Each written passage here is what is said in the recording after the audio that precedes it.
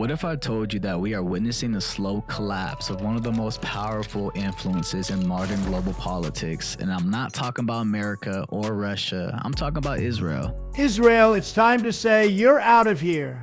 You've caused way too much trouble, and frankly, it's not working. We can't keep kicking the can down the road. It's sad to see so many lives lost. Let's make a change, folks. We need to kick you to the curb like an unwanted dog. We want peace, we want stability, and we need to move forward. Together, we can do better. Like Israel, they are done. DONE. But I don't know, some people are like, nah, bro, they have too much power, you feel me? But if you've been paying attention, the signs are everywhere. Like, just think about it. Trump went to the Middle East and was like making Israel so mad with the way that he was like making peace with all the Arab countries. And, you know, Israel, they hate Arabs, you feel me? They literally see Arabs as like nothing. Like the floor. They just step on us, you feel me? Like they don't see anything else. Why are they so mean? The Zionist ideology, the Zionist movement, the Zionist narrative is going down the drain, and people are finally seeing Israel for the genocidal country that it is. Like they love blood. Let's just say that. They love bloodshed. It's crazy.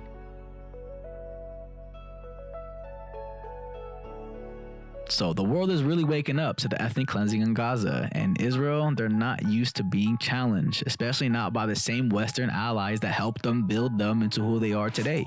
If it wasn't for their allies, Israel would not be in Palestine. They would have got swept by Hamas. They would have literally been obliterated without their, you know, that dome that America pays so much money to keep up. You feel me?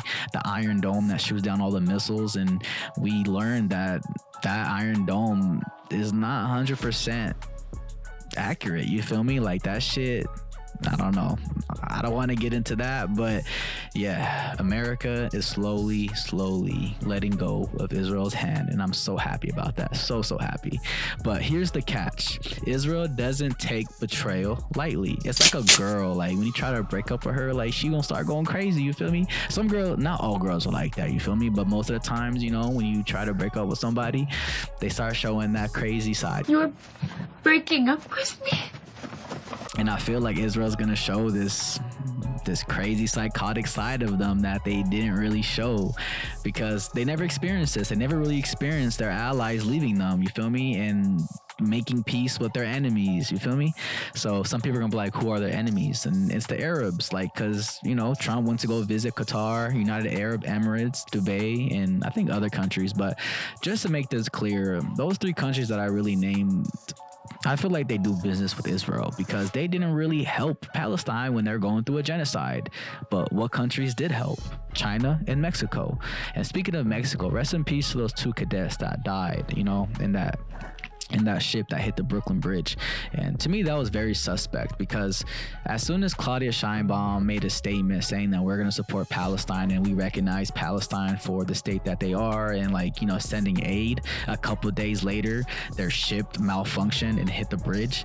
Like very sus, like almost the same thing that happened to the bridge in Baltimore that got hit by that ship that malfunctioned. And it's just so weird. Like all this shit just doesn't make any sense, but I could be wrong, you feel me? Wrong. So wrong. So anyways, Israel doesn't take betrayal lightly, and we're not just talking about a country with tanks and missiles. We're talking about a global network, you feel me? Like deep ass roots in media, Hollywood, Wall Street, the big tech, and yes, like US politics. If you guys think about it, APAC, you know, like it's crazy. Like Israel is Wild. So anyways, they own the narrative, they own the perception, and now like that grip is slipping. And how far will they go to keep that control? So let's go down this little freaking rabbit hole right now. Israel has one of the most advanced cyber warfare units in the world. Listen, folks, they call it Unit 8200, and believe me, it's no joke. They're fantastic hackers, very talented people. They can get into your baby mama's social security faster than you can say you're fired. It's really something, folks. We have to be careful out there. We can't let them hack into our lives. We're going to keep America safe. Believe me, It's all about security, folks. But if the next big internet blackout, the next banking glitch or financial crisis isn't just an accident, but a warning, you feel me? And let's talk about banking closures. Think about who holds power in international finance. Jews. If the West stops helping Israel, can they pull the plug on economies? Can they manipulate interest rates, collapse markets, all that crazy shit? So there's a lot of false flags going on right now, but these false flags are not off the table, because when power starts slipping, history shows. Let me repeat that. When power starts slipping, history shows. The elite will do anything to maintain it. Anything. And this isn't just political. This is spiritual. Whenever I do my podcast, I try to let people know that everything that you guys are seeing is not always just about money, always about control. It's always about the things that we just don't see with the naked eye. There is a spiritual world out there. You know what I'm saying? And it's best way I can say it. There's a spiritual warfare going on right now. So speaking of the spiritual warfare, let's talk about the third temple. I did a podcast about how Israel's trying so hard to bring the false messiah.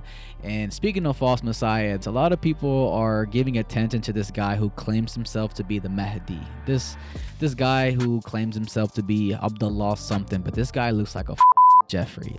I'm not trying to be rude. This guy looks like a white guy hijacking Islam and trying to just make people hate Islam. There's a lot of Islamophobia. So this guy is saying that he is the one that was sent by God and he's gonna bring justice and this and that. Then a couple of days ago, he healed this woman that was in bed. She had cancer and now she's absolutely fine. But I think all that shit is cap. But I'm not going to get too much into that. But I don't believe in this guy. I don't think he's the Mahdi. I don't think he represents Islam. I really feel like he's being used by elites because, yeah, I don't want to get too much into that. I just don't believe that he was sent by God. But, whatever. He is who he's going to be. But it's just really weird that everybody's going crazy about this guy. However, let's talk about the third temple. Satanic temple. Because that's the ultimate goal. The one place that Israel's most radical Zionist movements believe must be rebuilt, no matter the cost. They do anything. So according to prophecy, the third temple is not just a building. It's the stage for the arrival of the false Messiah, the Dajjal in Islam, or the Antichrist in Christianity. And to build it, Israel must destroy everything in its way. Al-Aqsa, the Palestinian resistance, the Arab unity, and even Western allies if they stop playing along, which we are seeing right now. So ask yourself, if the United States finally says enough is enough, what happens next? Could Israel turn on the very nations that created it? Could we see chaos in our banking systems, a blackout, a staged terror attack, a new war, a new 9/11? You feel me? But people are like, bro, you cap, bro. Israel didn't do that. But yes, they did. It was an inside job, and we all know that. You figure it was an inside job, huh? Because Israel doesn't lose quietly, they don't fade away. They retaliate. For real. They retaliate to the furthest measures. Because this empire strikes so hard when it's cornered.